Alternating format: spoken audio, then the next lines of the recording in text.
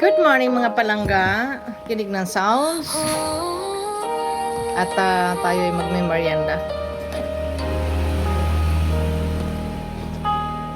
Sa bahay lang minsan. Kain tayo. Ito yung ginawa kong dessert. Lutong bahay vibes. Halo-halo recipe. Pampasaya ng lives. Fairness, masarap talaga siya mga palangga. Sa kusina, apoy ay naglalait. Sarap ng chia seed. Tikim-tikim muna. Gulaman. Sarap ng bawat bite.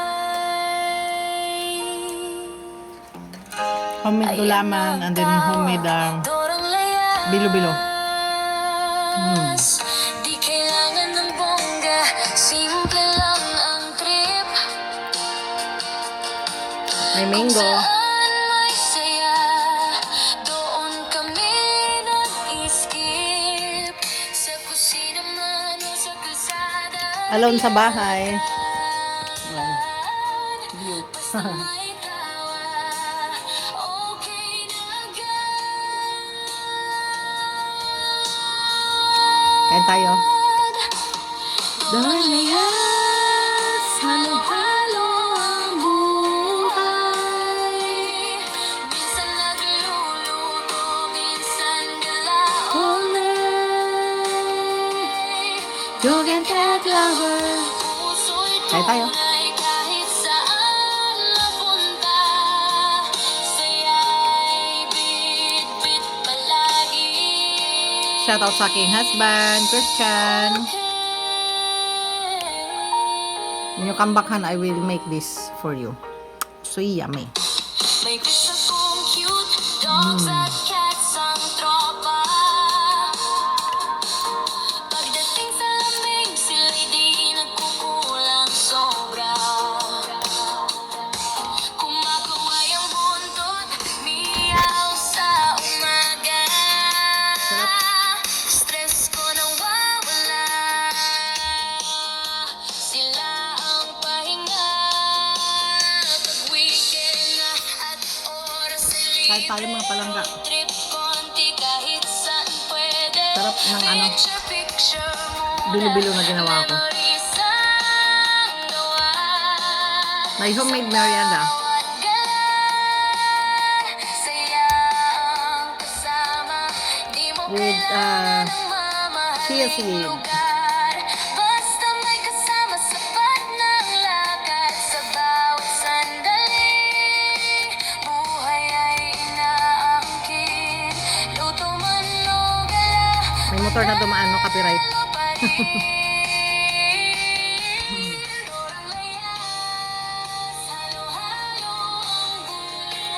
Tabing kalsada tayo eh. So, talaga maingay ang mga motor o sasakyan na dumadaan. Ay tayo.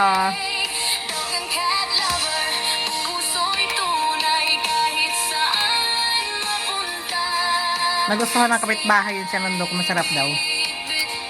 Namigay tayo ng merienda mga palangga.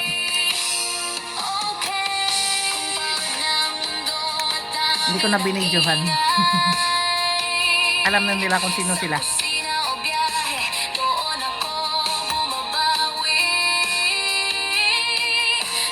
Ito pa lang, busog ka na. Sarap mga palangga. Hindi na ako makakapananghalian na ito. Shoutout kay Dr. C. Sarap na. Pagbalik mo ng Romlo na, gagawa kita na ito. Luto kong malinamnam, kala kong ready. Dog and cat lover. Masarap sa kanya mga palangga yung gagamitin mo yung mangga na medyo asim-asim na matamis. Nagagaw yung asim at tamis kasi ano siya, nagbabalance siya sa sweet. Hindi naman siya masyadong matamis, okay lang.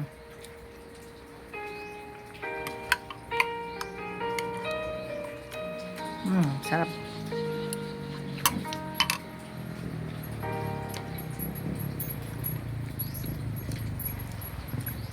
Bu. Ingay ng motor. Pasaway. Nag-enjoy tayo na shock yung utak ko.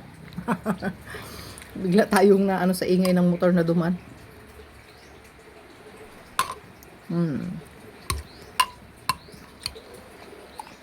Sarap mga palangga.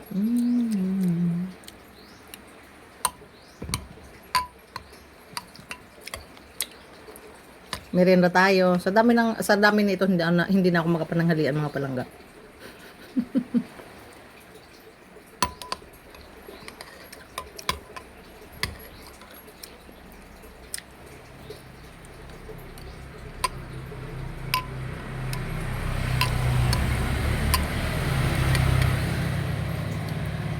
Ang kagandahan dito, healthy siya. Hindi kagaya ng halo-halo na maraming mga ingredients minsan na sobra-sobra.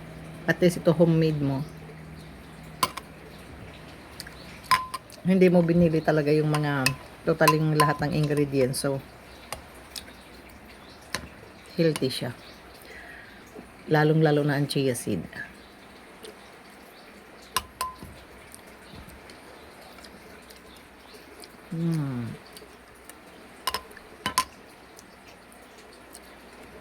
Busog na ako mga palangga. Sa laki ng baso. Actually, ano siya, malinamnam.